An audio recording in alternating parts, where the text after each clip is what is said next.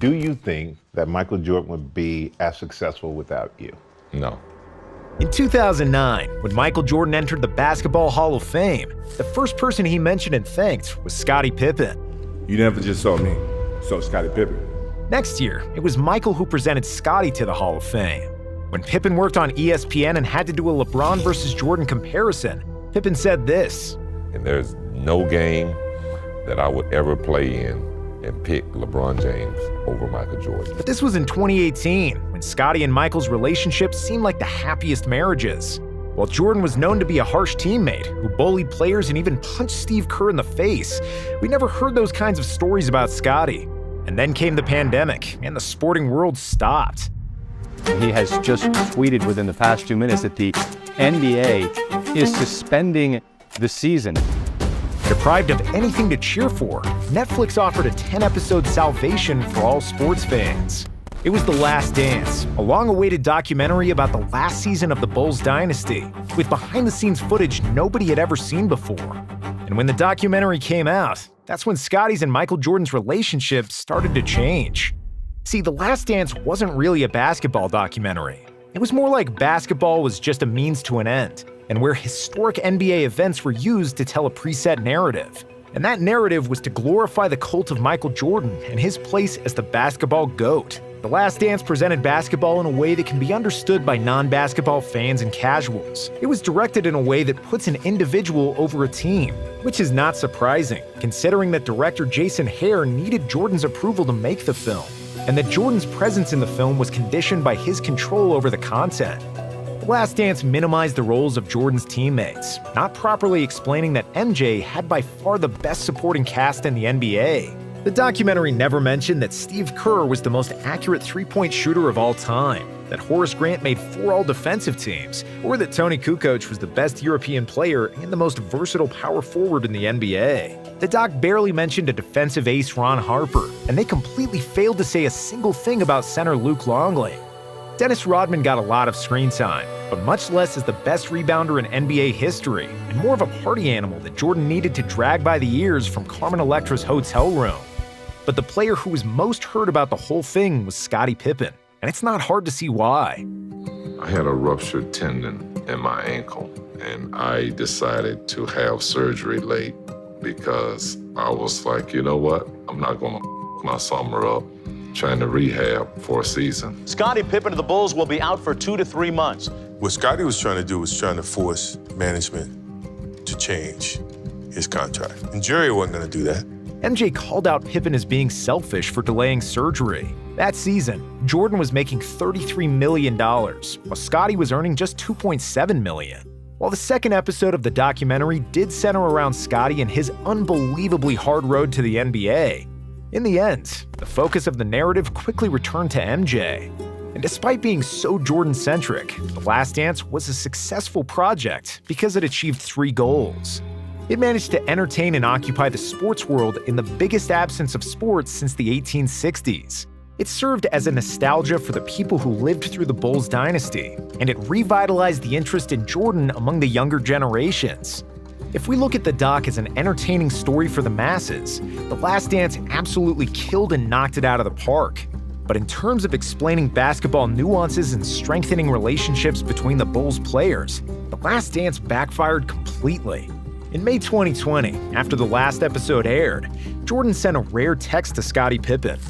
"What's up, dude? I'm getting a word that you're upset with me. Love to talk about it if you have time." Pippen did call him back and explained his displeasure with how the rest of the Bulls were portrayed. When asked about it, Scottie backtracked a little bit. "This documentary has not changed our relationship. We will be friends forever. I told Michael I wasn't too pleased with The Last Dance. He accepted it. He said, 'Hey, you're right.' That was pretty much it." But it wasn't it, and this comment aged badly really quickly. In 2021, Pippen started to unravel his feelings about Jordan, issuing a series of comments during the promotion of his autobiography titled Unguarded. Scottie told a story about how Jordan used to cheat him out of $100 during each Bulls game by bribing the staff to tell him who was going to win Jumbotron races. During a GQ interview, Pip accused Jordan of being selfish for leaving the Bulls to pursue a baseball career. What did you think when he said he was going to go play baseball? Yeah, it was a big decision, but it was a selfish decision, but it was kind of who Michael Jordan was. Implying that he spent too much time grieving the death of his father. Scottie also downplayed Jordan's flu game, saying that he didn't receive any praise for playing the 1998 finals with a herniated disc. But the biggest criticism about Jordan the player was when Pippen said that the Bulls didn't win 6 rings because of MJ, and that they did it in spite of him. Seeing again how poorly Michael treated his teammates, I cringed, as I did back then. We didn't win 6 championships because he was tough with the guys. We won in spite of his bullying. We won because we played team basketball, which hadn't been the case my first 2 seasons when Doug Collins was our coach. In his book, Scottie also changed his perspective on the LeBron versus Jordan debate. I may go as far as to say Mike ruined basketball. In the 80s on the playgrounds, you'd have everyone moving the ball around, passing to help the team. That stopped in the 90s. Kids wanted to be like Mike. And Mike didn't want to pass, didn't want to rebound, or defend the best player. He wanted everything done for him. That's why I always believed LeBron James was the greatest player this game has ever seen. He does everything and embodies what the game is truly about. The rest of the book was even more critical about Jordan and The Last Dance, saying that every episode was the same.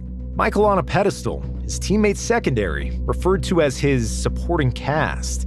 Michael could shoot 6 for 24 from the field, commit 5 turnovers, and he was still, in the minds of the adoring press and public, the errorless Jordan. Scottie was also pissed that Jordan received $10 million for his involvement in the documentary, while he and the rest of the Bulls got nothing. Pip wasn't done there, and he also unloaded on Phil Jackson during an interview with Dan Patrick. No, I understand that, Scottie. I'm just going by what you said. You said you need to read between the fine lines. It was a racial move to give Tony Kukoc a rise. So, Well, I mean, if you knew that Scottie Pippen had been with the Bulls from '87, wouldn't you give Scottie Pippen one opportunity to get a last-second shot without Michael Jordan? but have you talked to Phil about this? Because by saying a racial move, then you're calling Phil a racist. I don't got a problem with that. Scottie took shots at Charles Barkley, calling him not dedicated enough to win a title, and Isaiah Thomas, whom he called a dirty player. However, while we do agree that The Last Dance was overly centered on Jordan, and that there is a lot of truth in Pippen's words about the documentary, we can't escape the feeling that Scottie overreacted. In the doc, MJ still said there is no Jordan without Pippen. The Last Dance covered how underpaid Pippen was, and his success as the leader of the Bulls without Jordan. Phil Jackson called Scottie the second best player in the league, and the doc mentioned Pippen guarding Magic in the '91 finals instead of Jordan, a key moment that turned the series around. So for Scottie to be going on this kind of media rampage, it just feels like a bit too much. We understand that it's hard to be the Robin to Jordan's Batman and live constantly in his shadow, and then relive that all over again in the documentary. But after the dust settled and all the insults had landed, it sounds like Pippen was just trying to say outlandish quotes to sell more copies of his book. And throughout all of Pippen's badmouthing, Jordan never said another word publicly. There was no statement, trash-talking, or even acknowledging that Pippen suddenly turned into his biggest hater. It was only a sign that all the bridges were burned and that their relationship was broken beyond repair. To add insult to injury, in 2022, MJ's son Marcus Jordan started dating Scottie's ex-wife, Larsa Pippen, which certainly didn't feel good for her ex-husband. Wherever Scottie looked, Jordan was sticking it to a Pippen, and it seems like his anger towards MJ will not stop anytime soon.